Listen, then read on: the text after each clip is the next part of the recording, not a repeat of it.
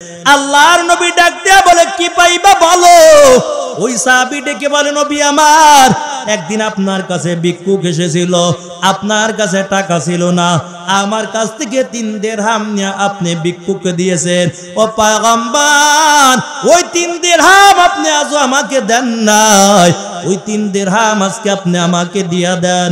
নবী ফজলকে ডাক দিয়া বলে রে ফজল, এই সাহাবীকে 3 দিরহাম দিয়া দাও। ফজল সাহাবীকে 3 দিরহাম দিয়া দেয়। আবার মায়ার নবী ডাক দিয়া বলে ও সাহাবায়ে কেরাম বলো, আর তোমরা আমার কাছে কিছু পাইবা কিনা। আর একজন সাহাবী দাঁড়াইয়া বলে নবী আমার, আপনি আমার কাছে ঋণী আছেন। আল্লাহর নবী বলে কি পাইবা বলো। সাহাবী বলে পয়গম্বর, আপনি যুদ্ধের ময়দানে ছিলেন, আমিও যুদ্ধের ময়দানে ছিলাম। আপনি ঘোড়ার পিঠে বসে বসে চাবুকটা ঘুরাইতেছিলেন, আমার কোনো অন্যায় ছিল না। আপনার অজান্তে ভুলবশত ওই চাবুকের আঘাত আমার পিঠের মধ্যে লেগে গেছে। ও নবী আমার, এই চাবুক দিয়ে আজকে আপনার পিঠের মধ্যে আমি আঘাত করতে চাই। সাহাবায়ে কেরাম ডাক দিয়া বলে রে সাহাবী, তুই কি বড় পাগল হয়ে গেলি নাকি বল। ইসলামের তো আজকে বড় বিজয়, কেমন করে আমার নবীর গায়ের মধ্যে চাবুকের আঘাত করবা। সাহাবী দাঁড়াইয়া বলে না, আমি তোমাদের কারো কথা শুনবো না, আমি আজকে ওই চাবুক দিয়া নবীর গায়ের মধ্যে আঘাত করতে চাই। আল্লাহর নবী ডাক দিয়া বলে ফজল, জলদি করে যাও, ওই চাবুকটা ফাতেমার ঘরের মধ্যে রাখা, চাবুকটা আইনা সাহাবীর হাতের মধ্যে দাও। আর সাহাবী আমার গায়ের মধ্যে চাবুক দিয়ে আঘাত করবে, আমি নবী কারো ঋণ নিয়ে কবরে যেতে চাই না। ফজল তাড়াতাড়ি ফাতেমার ঘরে হাজির হয়ে গেল, চোখের পানি ছেড়ে দিয়া বলে ফাতেমা দাও, ওই যুদ্ধের ময়দানের চাবুক আমার নবী চেয়েছে, চাবুকটা তাড়াতাড়ি আমার হাতের মধ্যে দাও। ফাতেমা ডাক দিয়া বলে রে ফজল, আমার বাবা এত বড় অসুস্থ, এখন আমার বাবায় চাবুক দিয়া কি করবে। ফজল চোখের পানি ছেড়ে দিয়া বলে রে ফাতেমা, নবীর সামনে এমন একজন সাহাবী দাঁড়ানো, এই চাবুক দিয়ে আমার নবীর গায়ের মধ্যে আজকে আঘাত করার জন্য দাঁড়িয়ে গেছে। ফাতেমা চাবুকটা ফজলের হাতের মধ্যে দেওয়ার পর ডাক দিয়ে বলে রে ফজল, তবে আমার বাবার গায়ের মধ্যে যেন আঘাতটা করতে না পারে। যত আঘাত তোমার গায়ের মধ্যে নিবা, আমার এতিম বাবার গায়ের মধ্যে যেন আঘাত করতে না পারে, কারণ আমার বাবা তো বড় এতিম। দুনিয়ার জমিনে আসার পর তার বাবার চেহারাটা দেখতে পারে নাই, 6 বছর কালে মাও দুনিয়া থেকে বিদায় হয়ে গেল। আমার বাবাই তো মক্কা মদিনায় জমিনে এত এতিম, তবে সাবধান, এই চাবুক দিয়া যেন আঘাতটা করতে না পারে। ফজল চাবুক নিয়ে নবীর দরবারে চলে যায়। ওদিক থেকে ফাতেমা বসে বসে কান্না। হাসান হোসেন দুইটা সন্তান নজর করে দেখে, মায়ের চোখ বেয়ে বেয়ে পানির ফোঁটা জমিনের মধ্যে পড়ে। ডাক দিয়া বলে মা, কেন তুমি কান্না করো বলো। ফাতেমা ডাক দিয়া বলো হাসান হোসেন শুনো, পারবা তোমরা দুইটা ভাই, তোর নানা দুই পাশে দাঁড়াইবা, যত খুশি তোমাদের গায়ের মধ্যে আঘাতটা নিবা, তারপর যেন আমার বাবার গায়ের মধ্যে চাবুকের আঘাতটা না করতে পারে। আমার বাবাই তো বড় অসুস্থ, এখন যেন চাবুক দিয়া আমার বাবার গায়ের মধ্যে না আঘাত করে। হাসান হোসেন বলে মা কথা দিলাম, তবে আমরা চললাম, নানার পাশে যাইয়া দাঁড়াইব, যত খুশি আমাদের গায়ের মধ্যে আঘাত নিব, তারপর আমার নানার গায়ের মধ্যে আঘাতটা করতে দিব না। হাসান হোসেন দুইটা ভাই নবী দুই কিনারে হাজির। ডাক দিয়া বলো রে সাহাবী শুনো, তোর যত মনে চায় আমাদের গায়ের মধ্যে আঘাতটা কর। চাবুক নিয়ে দাঁড়াইয়া বলে না না, আমি তোমাদের কারো কথা শুনবো না, এই চাবুক দিয়া আমি নবীর গায়ের মধ্যে আজকে আঘাতটা করতে চাই। আবু বকর জমিনের মধ্যে গড়ায় আর কান্না করে আর বলে, রে সাহাবী শুনো, আমি আবু বকরের গায়ের মধ্যে আঘাত কর। ওমর ডাক দিয়া বলে, আমার গায়ের মধ্যে আঘাত কর। ওসমান আলী দাঁড়াইয়া বলে, আমার গায়ের মধ্যে আঘাত করো। বেলাল কান্না করে আর বলে, রে সাহাবী শুনো, আমার সামনে আমার নবীর গায়ের মধ্যে আঘাত করবা, আমি বেলাল কলিজা ফেটে মারা যাব। আমি বেলাল তো আমার নবীর জন্য বড় পাগল, আমি বেলাল তো আমার নবীর জন্য বড় পাগল। যত মনে চায় আমার বেলালের গায়ের মধ্যে আঘাত করো, তারপর নবীর গায়ের মধ্যে আঘাতটা করিস না। আমার নবী তো বড় অসুস্থ অবস্থায় পড়ে আছে। মায়ার নবী ডাক দিয়া বলে, বেলাল আজকে বাধা দিও না, তাড়াতাড়ি আমার গায়ের মধ্যে আঘাতটা করতে বলো। আমি নবী কারোর নিয়ে কবরে যাইতে চাই না। সাহাবী চাবুকটা নিয়ে আমার নবীর পিছনে দাঁড়িয়ে গেল। চাবুক নিয়ে নবীর পিছনে দাঁড়ায়। এরে মুমিন মুসলমান আল্লাহর গোলাম ওদিক থেকে আবার ডাক দিয়ে বলে, ও পয়গম্বর, এই চাবুকের আঘাত যখন আমার গায়ের মধ্যে লেগেছে, আমার গায়ের মধ্যে কোনো জামা ছিল না, এখন তো আপনার গায়ের মধ্যে জামা দেখা যায়, আপনি গায়ের জামাটা আপনি খুলে দেন।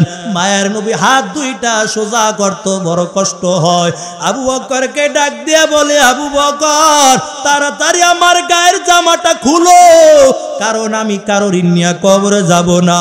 আস্তে আস্তে করে নবীর গায়ের জামাটা খোলা হয়। সাহাবী নবীর পিছনে দাঁড়ায়, চাবুকটা জমিনের মধ্যে রাখিয়া নবীর বগলের দুই দিক থেকে হাত দুইটা ঢুকাইয়া আমার নবীকে বুকের মধ্যে জড়াইয়া, নবীর নবুয়তে মোহর ছিল, নবুয়তে মোহরের সঙ্গে ঠোঁট দুইটা লাগাইয়া একটা চুম্বন দিয়া বলে, পয়গম্বর আপনার গায়ের মধ্যে চাবুকের আঘাত করতে আসি নাই, বরং এই ঠোঁট দুইটা নবুয়তে মোহরের সঙ্গে লাগাইলাম, এই শরীরটা আপনার গায়ের সঙ্গে লাগাইলাম, এই হাত দিয়া আপনার নবীকে আমি জড়াইয়া ধরলাম।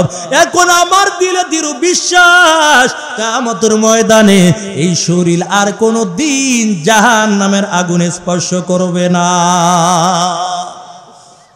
দুনিয়ায় যারা নবীর সুন্নাতকেও ভালোবাসবে, যারা মুখে দাঁড়িয়ে রাখবে, ওই কিয়ামতের ময়দানে সূর্যের তাপ তাদের মাথায় লাগবে না। নবীজি একদিন ফাতেমার বাড়ি চলে গেছে, দেখে ফাতিমা রুটি বানাইতেছে, ডাক দেখায়, ফাতেমা কি করো? আব্বা রুটি বানাই। আল্লাহ রসুল কয়, তুমি একলা কষ্ট করবা, তুমি রুটি ভাজো, আমি রুটি বানাই। নবীজি হাতে খামির গুলো নিয়া এবার রুটি বানাইতেছে। ফাতেমা প্রথম রুটি ফাতেমা বানাইছে, রুটিটা বানানোর পর তাওয়ার মধ্যে দিল, সুন্দর করে রুটিটা ভাজি হয়ে গেছে। নবী যেই রুটিটা বানাইছে, এই রুটিটা যখন তাওয়ার মধ্যে দিছে, এক পিঠ দেয় ভাজি হয় না, আর এক পিঠ দেয় ভাজি হয় না। ফাতেমাকে, আব্বা প্রথম রুটি ভাজি হয়ে গেল, দ্বিতীয় রুটি যতবার দিলাম এই আগুনে তো আর ভাজি হয় না। রসুল বলেন, ফাতেমা যেই আটার খামির আমি নবীর হাতের মধ্যে লেগেছে, এই আটার খামির কোনো দিন আগুন স্পর্শ করতে পারবে না। আহা, আর যদি নবীর একটা সুন্নাত থাকে, মাথায় যদি রসুলের সুন্নাত টুপিটা থাকে, গায়ে যদি নবীর সুন্নাত লম্বা জামা থাকে, মুখে যদি নবীর সুন্নাত দাড়ি থাকে, কিয়ামতের ময়দানে চিন্তা লাগবে না, রসুল দেখলে চিনতে পারবে এটা হলো আমার উম্মত। আম্মা জান আয়েশা একদিন দেখে নবীজি মসজিদের নববীর বসে কান্না করে। আম্মা জান আয়েশা আস্তে করে নবীর পিছনে দাঁড়াইলো, কান্না করে হাত দুইটা বাড়াই কার জন্য জানি দোয়া করে। আয়েশা বলেন, দেখবো নবী মনে হয় আমার জন্যই দোয়া করে। কাছে থেকে দেখে রসুল তো ফাতেমার জন্য দোয়া করে না, আয়েশা খাদিজার জন্য দোয়া করে না।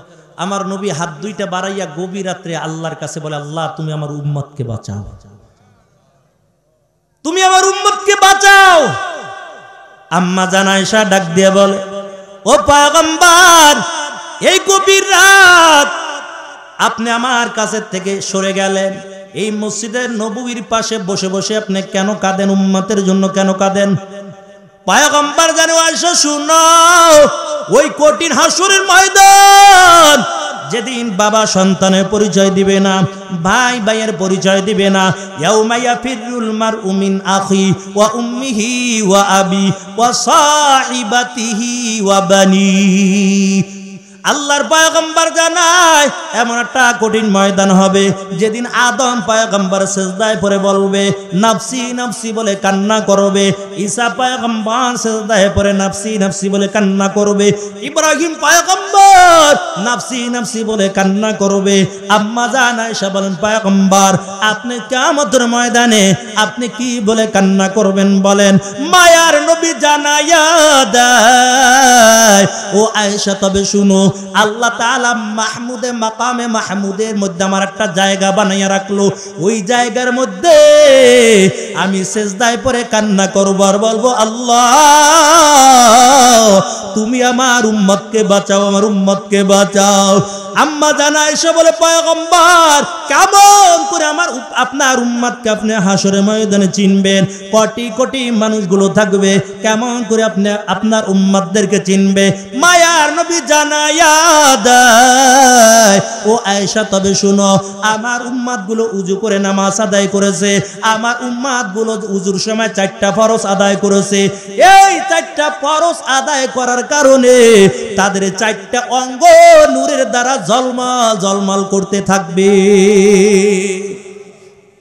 এরে মুমিন মুসলমান আল্লাহর গোলাম, এই জন্য দিনের পথে চলা লাগবে, দুনিয়ার মোহাব্বত ছেড়ে দেওয়া লাগবে, সুদ খাওয়া ঘুষ খাওয়া হারাম পথে চলা ছেড়ে দেওয়া লাগবে। একমাত্র দিলের মধ্যে আল্লাহর বড় ভালোবাসা, একমাত্র দিনের মধ্যে রসুলের বড় ভালোবাসা। দুনিয়া থেকে যদি নবীর সুন্নাত তরিকা যদি আমার শরীরের মধ্যে থাকে, এই অবস্থায় যদি মারা যায় আমার কোনো চিন্তা নাই, হাসরের ময়দানে আল্লাহ রসুল শাফাত করে করে তারপরে জান্নাতের মেহমান বানাবে। জিব্রাইল আমিনকে আল্লাহ বলবো, জিব্রাইল আমার বন্ধুকে আজকে জাগাও। জিব্রাইল বলবে আল্লাহ কেমন করে বলবো? কোথায় তোমার নবীজির রওজাটা, কোথায় তোমার নবীর কবরটা? আমার আল্লাহ বলবো রে জিব্রাইল যাও, আসমান থেকে একটা নূরের আলো যেই জায়গার মধ্যে পড়বে মনে করবা ওটাই বুঝি আমার নবীর রওজা, যাও আমার নবীকে রওজার থেকে জাগাও। জিব্রাইল আইসা আস্তে করে নবীকে রওজার থেকে উঠাবে, পুরা দুনিয়াটা সমান থাকবে। নবী রওজার থেকে উঠার পর একবার ডানে তাকায় একবার বামে তাকায়, আমার নবী সামনে পিছনে তাকাইয়া চোখের পানি ছেড়ে দিয়া কান্না করবে। জিব্রাইল ডাক দিয়া বলে নবী আমার আপনি কেন চোখের পানি ছেড়ে দিয়া কাঁদেন? বলে না জানি কোন বেয়াদবি হয়ে গেছে। আল্লাহ নবী ডাক দিয়া বলবে এরে জিব্রাইল না না কোনো বেয়াদবি হয় নাই। জিব্রাইল বলবে ও পয়গম্বর তাহলে কেন কাঁদেন? আল্লাহর নবী বলবেন ওরে জিব্রাইল শুনো, আমি ডানে তাকাইলাম আমার উম্মত দেখি না, আমি বামে তাকাইলাম আমার উম্মত দেখি না, আমি সামনে পিছনে তাকাই আমার উম্মত গুলো তো দেখি না, না জানি আমার উম্মতদেরকে আল্লাহ জাহান্নামে দিয়েছে। জিব্রাইল বলবে পয়গম্বর কান্না করা লাগবে না, আজকে হাসরের মাঠে সর্বপ্রথম আপনাকে উঠানো হয়েছে, এখন আপনার কোনো উম্মত উঠে নাই, যান আপনি মাকামে মাহমুদে চলে যান, আপনি আজকে শাফাত করতে থাকবেন। আল্লাহ আজকে আপনাকে ক্ষমতা দিয়ে দিয়েছেন, শাফাত করতে থাকবেন, যাকে খুশি তাকে সুপারিশ করে জান্নাতের মধ্যে নিয়ে যাবে। এরে মুমিন মুসলমান, নবীরাও দিনের কাজ করেছে, মানুষদেরকে ডাকছে। আজকে উলামায়ে কেরাম মানুষদেরকে ডাকে, আমি আজকে দিনের দাওয়াত দিয়ে যাই, ঘুরে ঘুরে ঘুরে ঘুরে সারা বাংলাদেশ দিনের দাওয়াত দেই। এরে মুমিন মুসলমান আল্লাহর গোলাম, একটু নামাজ পড়ো, হারাম কাজটা ছেড়ে দাও, পর্দা করো, দিনের পথে চলো, দুনিয়াও শান্তি পরকালে মুক্তি পাইয়া মালিকের জান্নাতে যাইবা। আমি 30 পারার মধ্যে 29 পারা সূরা নূহর মধ্যে ছোট্ট একটা আয়াতে কারিমা তেলাওয়াত করছি। ক্বালা রাব্বি দাউতু ক্বালা রাব্বি ইন্নী দাউতু কওমি লাইলাও ওয়া নাহারা। নূহ নবীও কিন্তু দিনের পথে মানুষদেরকে ডাকছে। আদম পয়গম্বর দুনিয়া থেকে বিদায় হয়ে গেল, তারপর নূহ নবী দিনের পথে মানুষদেরকে ডেকেছে। নূহ নবী যখন মানুষদেরকে ডাকা শুরু করলো, লোকেরা হাসি তামাশা শুরু করে দিয়েছে। একদিন আর 2 দিন না, নূহ নবী 950 বছর তারপর দিনের দাওয়াত দিছে। 950 বছর দিনের দাওয়াত দিয়া কয় 40 থেকে 42 জন অথবা 80 থেকে 82 জন লোক মাত্র ইসলাম গ্রহণ করছে। দিলের মধ্যে কত ব্যথা। নূহ নবী কয় আল্লাহ 950 বছর দাওয়াত দিলাম, আমার দিনের দাওয়াত তারা গ্রহণ তো করলই না। ফালাম ইয়াজিদুহুম দুআই ইল্লা ফিরারা, বরং আমার দাওয়াত তাদেরকে আরো পালন করাইতেছে, আমার থেকে আরো বেশি আমার থেকে পালন করে। যখন দাওয়াত দেয় কানের মধ্যে আঙ্গুল ঢুকাইয়ে থাকে। আল্লাহ আর সহ্য হয় না, এই জাতিকে ধ্বংস করে দাও। আল্লাহর নবী নূহ পয়গম্বর আল্লাহর কাছে দোয়া করলেন আর বলেন আল্লাহ ক্বালা রাব্বি ইন্নী দাউতু কওমি লাইলা ওয়া নাহারা, দিনেও দাওয়াত দিলাম রাত্রেও দাওয়াত দিলাম, তারপর ইসলাম গ্রহণ করে নাই, তুমি ধ্বংস করে দাও। আল্লাহ দোয়াটা কবুল করেছেন। আল্লাহ বলে পয়গম্বর আমি আপনার দোয়া কবুল করে নিলাম, তবে শুনেন আমি এমন একটা গজব দিব যেই গজবে সব কিছু ধ্বংস হয়ে যাবে। তবে শুনেন এই গজব থেকে ইমানদার বান্দাগুলো ধ্বংস হবে না, এই গজব থেকে মুমিন বান্দাগুলো তারা ধ্বংস হবে না।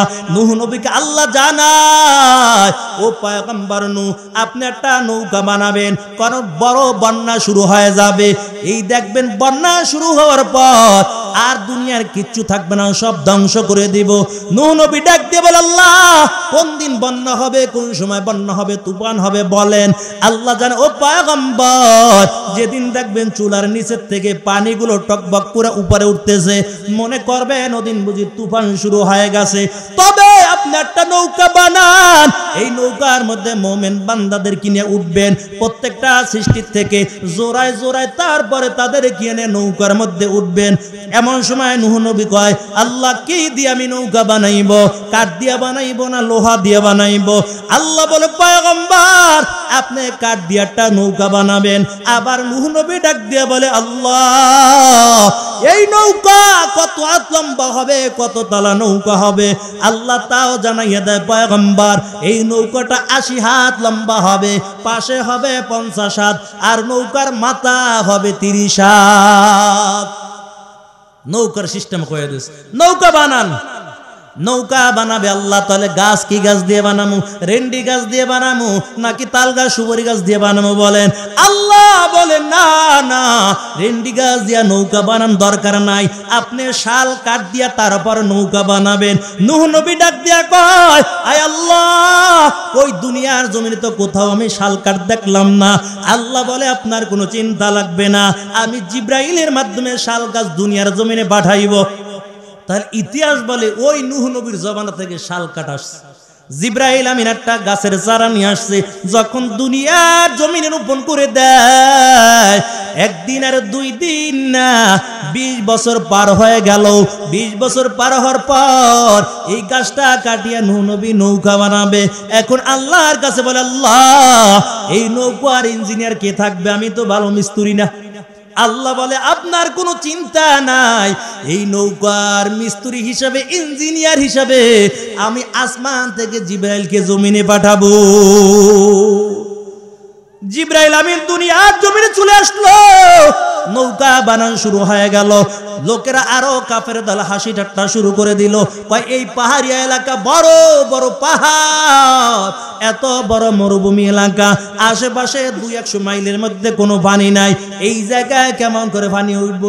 নূহ মনে পাগল হয়ে গেছে, নৌকা বানায়, নৌকা বানাইয়া এখন ফালাই রাখছে। এখন কাফেরা আরো হাসি ঠাট্টা, এটা একটা পাগল মনে হয়, পানি কাজের কোনো খবর নাই, এই মরুভূমির মধ্যে নৌকা বানাইছে, নৌকা কোথায় চড়াইবে? এত বড় নৌকা, 3 তলা নৌকাটা বানাই বইয়া রইছে। কিন্তু নূহ নবী তো আল্লাহর গজবের অপেক্ষা। হঠাৎ করে কাফের দল সিরিয়াল ধরে নৌকার মধ্যে পায়খানা করা শুরু করছে। এখন আর নৌকায় যায় দেখে সহ্য হয় না, এইবার কি করলো, পায়খানা করা শুরু করছে, একের পর এক পায়খানা করে। যে আইসা পায়খানা করে হে নিজের নিজে ধন্য মনে করে। কয় কি ধন্য? কয় জীবনে ভালো কাজ একটা করছি। কয় কি কাজ? কয় নূহ নবীর নৌকার মধ্যে পায়খানা করে আইছি। নিজেরা নিজে ধন্য মনে করে। নূহ নবী ডাক দেয়া বলে, আল্লাহ এখন কি করব, বড় মুসিবতের মধ্যে ভরে গেলাম। আল্লাহ কয় আপনার কোনো চিন্তা করা লাগবে না, ও পয়গম্বর একটু তাদেরকে করতে দেন, আপনি চিন্তা করেন না। মানুষগুলো দলে দলে আইসা নূহ নবীর নৌকার মধ্যে পায়খানা করে যায়। পুরা নৌকাটা এখন ভরে গেছে পায়খানা দিয়া, 80 নৌকা, পুরা নৌকা পায়খানা দিয়ে ভরা। ওই এলাকার মধ্যে একজন বুড়ি মহিলা ছিল, আর এলাকার মধ্যে এমন একটা গজব রোগ ছড়াইছে যেই রোগের কোনো চিকিৎসাই নেই, কোনো ডাক্তার কবিরাজ কেউ ভালো করতে পারতো না। এই রোগের চিকিৎসা নাই, রোগ হইলেই মানুষ মারা যাইত। আমগো দেশে করোনার মতন বুড়ি মহিলারও এই রোগ দেখা দিয়েছে। ছেলেদেরকে ডাক দিয়ে, এই সন্তান বিদায় বেলা একটা ভালো কাজ করে যায়, বাস মুনা তো বুঝলাম, একটা ভালো কাজ করে যায়। কি ভালো কাজটা? আমার একটু কষ্ট করে হইলো নূহ নবীর নৌকাটার কাছে নিয়ে যা, একটু নূহ নবীর নৌকার মধ্যে একটু পায়খানা করে যাই।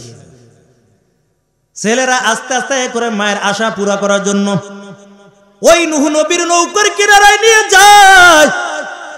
মাকে যখন নৌকার পাশে বসাইলো, সন্তানদেরকে ডাক দিয়ে বলে, তোরা একটু আড়ালে চলে যা, আমি যখন আমার পায়খানা শেষ হয়ে যাবে আমি তোমাদেরকে ডাকবো। পায়খানা করতে যখন বইছে, বুড়ি মানুষ তো কাঁপতে কাঁপতে কাঁপতে কাঁপতে নৌকার মধ্যে ভরছে। এখন পায়খানার ভিতরে ওই নৌকার মধ্যে পায়খানার মধ্যে শুধু হাবুডুবু খাইতেছে। পোলারে কি ব্যাপার, অনেক সময় হয়ে গেল, মাই তো আমাকে ডাক দেয় না, একটু যাইয়া দেয় কি অবস্থা। যাইয়া দেয় সব পায়খানার মধ্যে। তাড়াতাড়ি বাঁচানোর জন্য নৌকা থেকে সন্তান উঠাইলো, সুন্দর করে গোসল করাইলো, পানি দিয়ে সুন্দর করে গোসল করাইলো। আল্লাহর কি কারিশমা, যখন নৌকার মধ্যে পড়ে গেল আর পানি দিয়া যখন গোসল করাইলো, মাত্র অল্প সময়ের ব্যবধানে তার শরীরের পুরা রোগটা সঙ্গে সঙ্গে ভালো হয়ে গেল। আরে মরার থেকে বাঁচতে কি না চায় মানুষ। এই জায়গায় তোমার এই রোগ ভালো হয়েছে কেমনি? কইতে পারি না, তবে নূহ নবীর পায়খানার মধ্যে বসলাম নৌকার মধ্যে। তাই নাকি কহ? তাই আমিও যাই, ওখান থেকে পায়খানার গায়ের মধ্যে মাহে দেয়, ভালো হয়ে যায়। আবার আস্তে আস্তে করে পুরো সংবাদটা পুরো এলাকার মধ্যে ছড়াইলো। কই এতবারই বড় মহামারী ওষুধ কোথায় পাইছো? ওষুধ তো ওদের খোঁজা লাগবে না, ওই নূহ নবীর পায়খানা নৌকার মধ্যে, ওই আইনা গায়ের মধ্যে মাখবি ভালো হয়ে যাইব। কয় তাই নাকি কহ? এখন শত শত মানুষ শুধু সিরিয়াল ধরছে, এখন সিরিয়াল ছাড়া পায়খানা পায় না। হাজার হাজার লোকের এই রোগ, হাজার হাজার লোক সিরিয়াল ধরছে, পায়খানা সিরিয়াল ধরে নাই। কয় সাবধান, বেশি নিস না, অল্প নিস, আমগো ভাগে পাইতে হইবে, যেহেতু কাস্টমার বেশি, মাল কম। আস্তে আস্তে পায়খানা নিতে নিতে সব শেষ, সিরিয়াল ধরে এখনো দাঁড়াই রয়েছে শত শত। এই পায়খানা তো শেষ, পায়খানা নাই, রুগী আছে, এখন কই পাবি পায়খানা? কয় তাড়াতাড়ি নৌকা ধো পানি দিয়া। নৌকা পানি দিয়া ধোয়া শুরু করছে, সুন্দর করে পানি দেবার, পানিগুলো গায়ে দেয় তাও ভালো হয়ে যায়। আরো ভালো করে ধো, এই পায়খানার চিহ্ন যেন নৌকার মধ্যে না থাকে। এখন সুন্দর করে নৌকা পানি দিয়া ধুইয়া টুইয়া তারপর পায়খানা সব গায়ের মধ্যে মাখছে, সব কমপ্লিট হয়ে গেল, আর নৌকার মধ্যে পায়খানা নাই। আল্লাহ বলো, পয়গম্বর আপনার কোনো চিন্তা নাই, পায়খানাও করছে ওরা, খাওয়া মুয়া করে, আপনার কোনো চিন্তা নাই, আর চিন্তা করা লাগবে না। নূহ পয়গম্বর তার বিবি রান্না করতেছিল, হঠাৎ করে চুলার নিচের থেকে পানি ওঠা শুরু করলো। আর নূহ নবীর স্ত্রী যেই চুলার মধ্যে রান্না করতেছিল, এই চুলাটাও সাধারণ কোনো চুলা না, এই চুলাটা ছিল আদম নবীর বিবি হাওয়ার। ওই চুলাটা আস্তে করে নূহ নবীর বিবি পর্যন্ত আসছে, চুলার মধ্যে রান্না করা শুরু করে দিল। হঠাৎ করে পয়গম্বরের কাছে সংবাদ চায়, ও স্বামী আমার, এই চুলার নিচের থেকে পানি ওঠা শুরু করে দিছে। নূহ নবী ডাক দিয়ে বলে, আল্লাহ আমার মনে হয় বুঝি প্লাবন শুরু হয়ে গেছে, ঝড় তুফান শুরু হয়ে যাবে। আয় আল্লাহ, কেমন করে আমার উম্মতদেরকে খুঁজবো, কেমন করে কোন জঙ্গলাত থেকে ওই তোমার সৃষ্টিকে ডাক দিব? আল্লাহ বলে, আপনার কোনো চিন্তা লাগবে না, আপনি নৌকার কিনারে দাঁড়াইয়া যান। এই নৌকার কিনারায় দাঁড়াইয়া যখন ডাক দিবেন, যত ইমানদার বান্দা বান্দি আছে সব বান্দা বান্দিগুলো আপনার নৌকার কিনারায় হাজির হয়ে যাবে। নূহ নবী ডাক দিয়ে বলে আল্লাহ যদি আসে তাই কি দলে দলে নৌকায় উঠামু? আল্লাহ কয় না না, দলে দলে উঠান দরকার নাই, একটা লেডিস আর একটা জন্ডিস, একটা ছেলে আর একটা মেয়ে উঠাইবেন। কেমনে বুঝবো কোনটা ছেলে কোনটা মেয়ে? ওই জামানায় তো পুরুষ ছেলে চেনা উপায় ছিল, আঙ্গ জামানায় কোনটা শ্যামরা কোনটা সেরি চেনা বড় কষ্টকর। এরে মুমিন মুসলমান আল্লাহর গোলাম, আল্লাহ জানায় আপনার কোনো চিন্তা নাই। যারা আসবে কোনটা লেডিস কোনটা জন্ডিস বুঝতে পারবেন। আপনি হাত দুইটা দুই দিকে দিয়ে দাঁড়াবেন, ডান দিক থেকে যেটা আসবে মনে করবেন ওটা পুরুষ, বাম দিক থেকে যেটা উঠবে ওটা মহিলা। প্রত্যেকটা সৃষ্টিকে আপনি জোড়ায় জোড়ায় নিবেন। সর্বপ্রথম আসছে পিঁপড়া, পিঁপড়া আইসা নূহ নবীর নৌকার মধ্যে উঠলো। দ্বিতীয়বার আবার আস্তে আস্তে করে সাপ আইছে। নূহ নবী ডাক দিয়ে বলে আল্লাহ, এই সাপকে তো দেখলে মানুষ বড় ভয় পায়, কেমন করে সাপকে নৌকায় তুলবো? আল্লাহ তাআলা জানাইয়া দেয় পয়গম্বর আপনার কোনো চিন্তা করা লাগবে না, এই সাপ যতদিন নৌকার মধ্যে থাকবে ততদিন পর্যন্ত সাপের মেজাজ আমি নরম করে রাখবো। আপনি সাপটাকে নৌকার মধ্যে তুলেন, আবার একটু পর দেখতেছে আসছে একটা সিংহ। সিংহ যখন আইছে নূহ নবী আরো বড় ভয় পাইয়া গেল। আল্লাহ, এই সিংহ দেখলে তো সবাই ভয় পায়। আল্লাহ বলেন আপনি সিংহের মাথার মধ্যে হাতটা লাগান। নূহ পয়গম্বর সিংহের মাথার মধ্যে যখন হাতটা লাগাইলো, আল্লাহ বলে কেমন দেখতে দেখেন? কয় দেখতে তো দেখা যায় মাথা বড় গরম। কয় তাই নাকি? কহ মাথা গরম। এই সিংহের গায়ের মধ্যে এমন একটা রোগ আমি আল্লাহ দান করলাম, এই রোগটা আর পৃথিবীতে আমি দেই নাই। এই রোগটা হলো জ্বর। এই জ্বর নামক রোগ এই সর্বপ্রথম আমি সিংহের গায়ের মধ্যে দিলাম। তবে কোনো চিন্তা লাগবে না, যতদিন এই সিংহ নৌকার মধ্যে থাকবে অতদিন জ্বর হইয়া অসুস্থ হইয়া থাকবে, আর মাথাটা সোজা কইরা আর একটা জীবের দিকে তাকাইতেও সুযোগ পাবে না। এই জন্য তো আমাদের জ্বরই লাগে মাথায় দিই, মাথার দিয়ে দিই জ্বর কত ডিগ্রি আছে। তাহলে ইতিহাস সাক্ষী দেয় এই জ্বর সর্বপ্রথম আসছে ওই নূহ নবীর ওই সিংহের গায়ের থেকে। এই সময় আল্লাহ সর্বপ্রথম দান করছে। তারপর দেখতেছে একটা আসছে গাদা, গাদা এসে অর্ধেক উঠছে অর্ধেক ঝুলে রয়েছে। নূহ নবী গাই গাদা তাড়াতাড়ি উঠ। কেমনে উঠমু? কি হয়েছে? পিছনের দিকে তাকান। পিছনের দিকে যখন তাকাইছে গাদার লেজটা ইবলিস শয়তান টাইনা ধরছে। নূহ নবী ডাক দিয়া আল্লাহ, ওই যে দাও ইবলিস এই জায়গায় ভেজাল লাগাইছে, এখন কেমন কি করমু? এরে উড়ামু না সাইরা দিমু? আল্লাহ কয় না, এই গাদার লেজ যেহেতু টাইনা ধরছে ইবলিসের আপনার নৌকার মধ্যে নেন। তবে ইবলিসের নৌকার মধ্যে ধোকা দিতে পারবে না, ও ধোকা দেওয়ার সুযোগ আমি ওর ভিতরে এমন কাজটা রাখবো না। আল্লাহ যারা হেদায়েত দেয়, ওই ইবলিসটা এত বড় খারাপ ছিল। আর মাত্র 5 মিনিট ভিতরে শেষ। কয় ইবলিসটা এত বড় খারাপ ছিল, মুসা নবী যাইতে আছে আল্লাহর সঙ্গে কথা বলার জন্য। ইবলিসা দাঁড়াই গেছে, দাঁড়াই কয় আমার জন্য একটু আল্লাহর কাছে বলেন তো, আল্লাহ আমারে মাফ করবেনি? ওদিক থেকে মুসা কয় দেখি। আল্লাহর সঙ্গে তুরবারে কথা বলার পর এই মোনাজাত না দিয়ে কই যায়? মোনাজাত 5 মিনিটের কথা কইছে, দেখি দুইটা যায় লাগে, জায়গা নাই যাইতে পারবেন না, মোনাজাত তো দিয়ে যাবেন। চিন্তা করে বয়ান তো শেষ, তাহলে তাড়াতাড়ি জায়গা আগে বাড়ি যাই। শেষ ভালো যার সব ভালো তার। তা আল্লাহর সঙ্গে কথা বলার পর আল্লাহ কাছে জিজ্ঞেস করে, আল্লাহ ইবলিস কানতে আছে বইয়া বইয়া, তুমি ইবলিসরে মাফ করবা না? আল্লাহকে মাফ করবো, তবে একটা শর্ত আছে। কি শর্ত? ইবলিসরে বলবা আমি বলছিলাম আদমকে সেজদা করার জন্য, সেজদা করে না, এই জন্য লাআনাতুল জিনজির গলার মধ্যে। ইবলিসরে বলবা আদম দুনিয়ায় নাই, ওর কবরের পাশে দাঁড়াইয়া একটু সামান্য যাই একটু মাথাটা যেন ঝুঁকায়, তাহলে আর মাফ করে দেবো। মুসা নবী কয় ইবলিস তোর কপাল খুলছে। কয় কি হইছে? কয় আল্লাহ এমন একটা সুযোগ দান করছে, তুই আদম নবীর কবরের পাশে দাঁড়াইয়া মাথা নোয়াবি, তা আল্লাহ তোর মাফ করে দেবে। ইবলিসা কয় আর আমার দরকার নাই মাফটা পাওয়ার, আমি যেমনি আছি ভালোই আছি। ওই আদমরে সেজদা করি নাই, জাহান্নামের জিনজির গলায় রাখছে, এই আল্লাহ আবার আদমের কবরের পাশে যাই দাঁড়াইতে কয়, আমি আদমরে সেজদা করতে পারবো না, যেভাবে আছি ভালোই আছি। মুসা নবী কয় তোর কপালে আল্লাহর হেদায়েত নাই। আল্লাহ তাআলা অনেক সময় কাফের বেঈমানকে হেদায়েত দিয়া তারপরে দ্বীনের কাজ করাই নিতেছে। বাংলাদেশে অনেক বক্তা আছে নব মুসলিম, মুসলমান হইয়া ইলমে দ্বীন শিক্ষা কইরা আজকে দাওয়াত দেয়। আর কত মুসলমান আছে বাংলাদেশে যারা ইহুদি খ্রিস্টানের মতন আজকে তাদের জবান থেকে এমন কথা বের হইতেছে। তাহলে আল্লাহর হেদায়েত তোর কপালে নাই। ওমর রাদিয়াল্লাহু তাআলা আনহুর দরবারে এক ইহুদি পণ্ডিতাই কয় ওমর 5টা প্রশ্ন করমু, আমি জানি সমাজের মধ্যে এই রাজ্যের মধ্যে তুমি খুব জ্ঞানমান, 5টা প্রশ্ন উত্তর দিতে পারলে আর দেরি করব না, কালিমা পড়ে আমি এখনই মুসলমান হয়ে যাব। সাধারণ মানুষ না, ইহুদিদের খ্রিস্টানদের মধ্যে বড় পাদ্রী। ওমর কয় কি আছে, ঠিক আছে প্রশ্ন করেন। কয় 1 নাম্বার প্রশ্ন, বলো আল্লাহ এখন কি করে?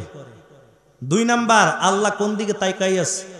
3 নাম্বার, কোন জায়গায় সূর্যের আলো একবার পড়েছে আর জীবনে কোনোদিন ওই জায়গায় সূর্যের আলো পড়বে না? 4 নাম্বার, কোন কয়েদখানা, যেই কয়েদখানার মধ্যে আলো নাই, বাতাস নাই, অক্সিজেন নাই, আল্লাহ তাআলা কয়েদিকে জিন্দা রেখেছেন? 5 নাম্বার, কোন কবর, যেই কবরটাও জিন্দা, কবরের মধ্যে যিনি আছেন তিনিও জিন্দা, এই জিন্দা কবরটা আবার চলাফেরা করতেছে। ওমর কয় আপনার এই প্রশ্নের উত্তর আমি দিমু না আমার পাশে ছোট্ট একটা বালক আছে এই দিয়ে দেবে? খ্রিস্টান পাদ্রী কয় কি ব্যাপার, তুমি এই বালককে বলো প্রশ্ন উত্তর দিবে? ওমর কয় হ্যাঁ, মুসলমানের কেউ নাই, তবে মুসলমানের সঙ্গে আল্লাহ আছে। এই বালকে আপনার 5টা প্রশ্ন উত্তর দেওয়ার জন্য যথেষ্ট। ইহুদি খ্রিস্টান বলে ঠিক আছে। হঠাৎ করে ওমর রাদিয়াল্লাহু তাআলা আনহু ছোট্ট বালককে ডাক দিয়ে বলে, এই বালক, এই খ্রিস্টান পাদ্রীর 5টা প্রশ্নের উত্তর তুমি দিয়ে দাও। আল্লাহু আকবার বলেন।